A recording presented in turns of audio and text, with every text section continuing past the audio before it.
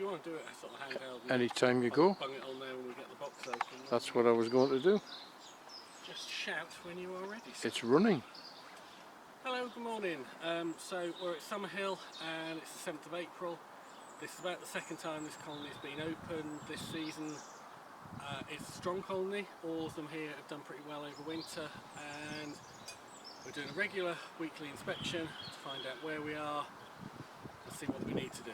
So we're going to take the lid off and go into this colony. This colony is a really nice colony. It's got a green queen in, so she's 2019. Nice and gentle, nice and friendly, and the bees are nice. And we're going to try and follow this colony through this season and see how it happens as a kind of, if you were here, this is what you would see. But unfortunately none of us are here at the moment. So roof off and roof down, upside down, so I can stack the other kit in it. I'm really not terribly interested about what's going on in the super. Anything that's going on there is, I can probably tell by just the weight of it. So just break the propolis. Haven't smoked these bees so far, because to be honest they don't really need a lot, but I will do in a minute once we've actually at this point often it's a good idea, just lift the lid, lift up a little bit and just pop a little bit of smoke in to tell them you're coming. You can smoke at the entrance, there's absolutely nothing wrong with that. It's just a bit like knocking on the door. So take the super off, put it diagonally on the roof, and that way you crush less bees. And I've got this colony, and my notes tell me that last time I was here I saw the queen. There was 4 frames of brood. Now the pollen they're bringing in today is incredible. Lots of different colours, and also the size of the little pollen baskets are massive. They're struggling to fly with the weight they're carrying. So I'm just going to crack open the queen excluder and take that off. Always, always, always check the underside of the queen excluder to see if Her Majesty's there, and she's clearly not. And then put that down in this colony. I'm just going to rest it like that. So if the queen had been on there and I hadn't seen her, she's got the shortest route home. I'm lucky with this, I've opened it and I've got the dummy board towards me, so I'm just going to kick off from this side. Nice and gently and slowly out. A few bees on there, nothing of any note. Just knock the bees off and stand that on its lugs down beside. Just going to open up the first frame. And because it's the first frame, take it out nice and slowly and gently. Try not to bang them around. So that frame, I've got a little bit of pollen, but mostly nectar, which is great. And all workers on there. So these aren't going to run out of stores. Even with that one frame, they'd be doing well for a while. Depending on what I see as I go through, the other side of this frame has no stores on it. I might, if this box is getting a bit crowded, just flip that frame round 180 degrees, but we'll see. Pop that one back in. I could take a frame out and give myself a bit more working space. The frames are all quite busy here, so I'm just going to work carefully and not actually do that for now. But as I lift them out, really be careful you're not banging everything and everyone together. Okay, another frame. There's not a lot of weight in this. There's a bit of honey stores. They've cleared out a lot of the cells. Sorry, I'm just going to see if I can catch the light on this. I'm pretty sure I can see eggs in this frame. What I really should have done is put my other glasses on. But I'm pretty sure I can see eggs in this frame and young larvae, so the queen's been out here, but I don't see her at the moment.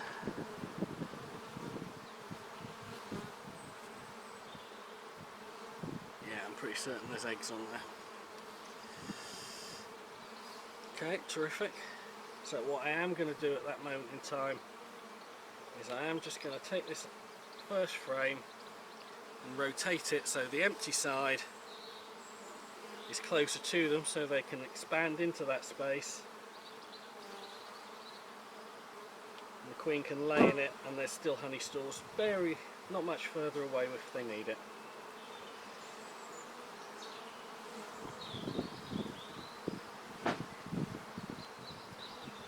Okay, so the next frame, we've got good brood in a small patch towards the bottom, and we've got an awful lot of pollen all the way around it, and the honey arc at the top, which is classic. The rugby ball shape of brood, arc of pollen, arc of honey.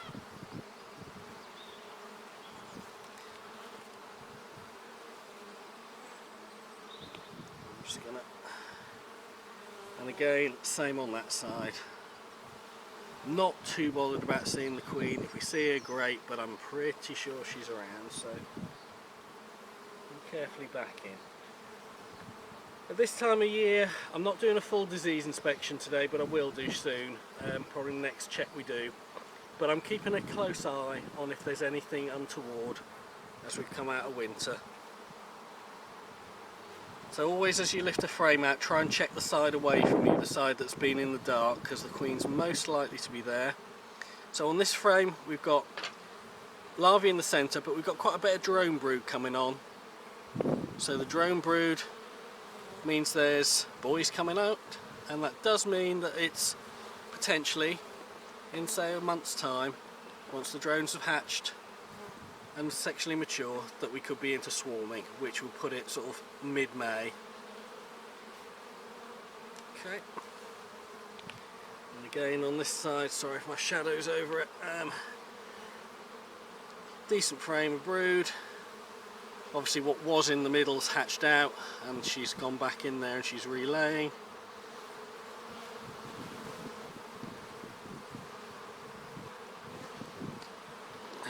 So that's our third frame of brood now. Very likely we're going to need to give this colony more space. When we were here 2 weeks ago, we opened up the super. I'm fairly sure by the end of today we're going to be putting in the second brood box on this colony. Another frame of decent brood, all sealed to the centre, larvae to the outside.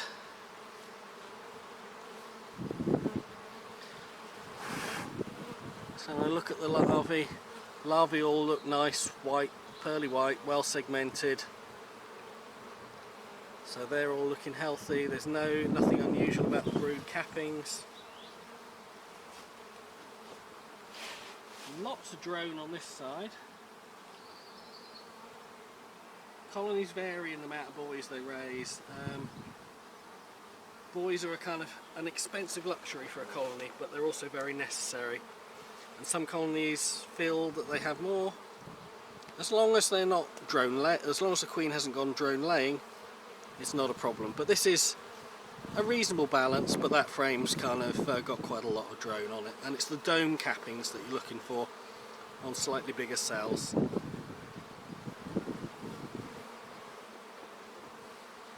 We've got Arnia sensors in these hives, so these pesky little wires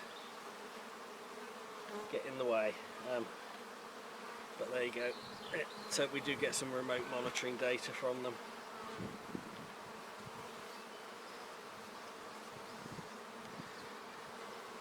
Nice frame of pretty much all worker brood.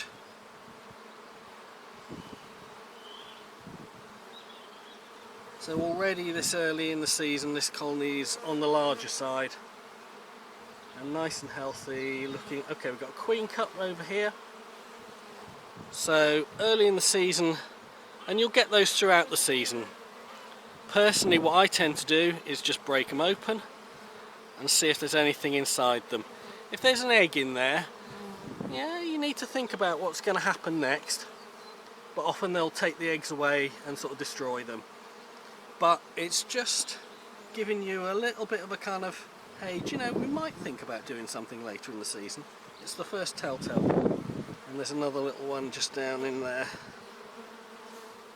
Now some people say there's absolutely no point in breaking down the queen cups because they'll just build new ones, and it's absolutely right, they will.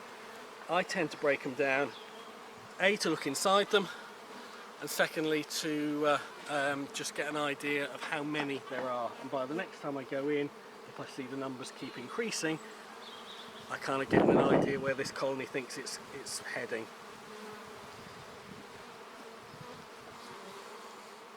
Again, good frame brood. Often the drone to the extremities, to the bottom or to the edges, it's not as vital to the colony as the worker, so they'll often put it in spots where it's less critical. But they're nice and calm, they're really steady on the comb, they don't do anything dramatic, they're not up in my face, they're just getting on with their own thing while I'm doing my thing, which is lovely and exactly what you ideally want in a colony.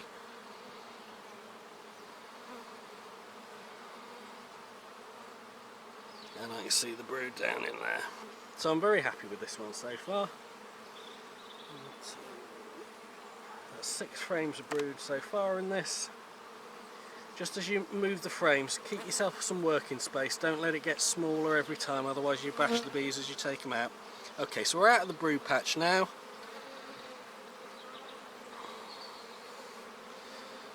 But she's got space to lay on this frame, and again, pretty sure I can see some eggs in there if nothing else. And there's sealed brood on this side of the frame.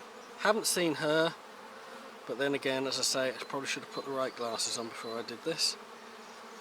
She is marked green, so if any one of you see her when you watch this back, do please tell. So it will be there in the way. Try not to crush them as you put them back.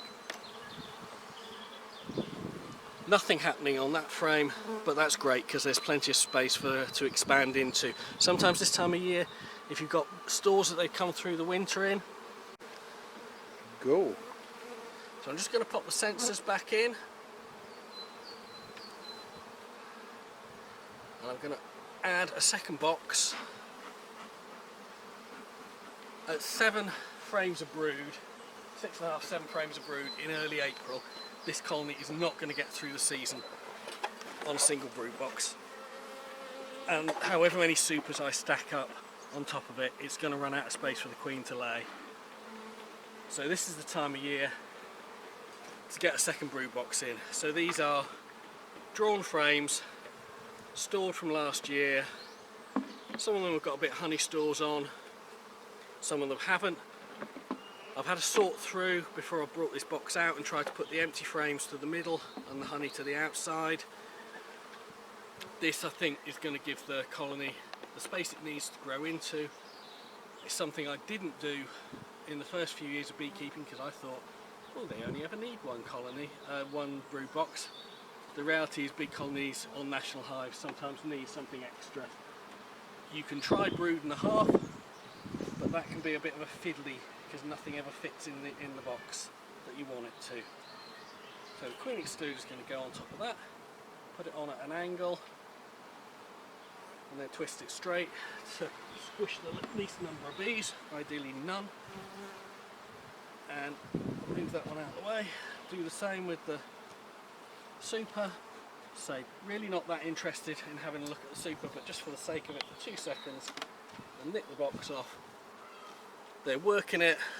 I can feel that there's more weight in it than there was a week or so ago, and I'm just going to straighten up a couple of frames there. This, I hope, will get this colony all set up and in a good state for the summer.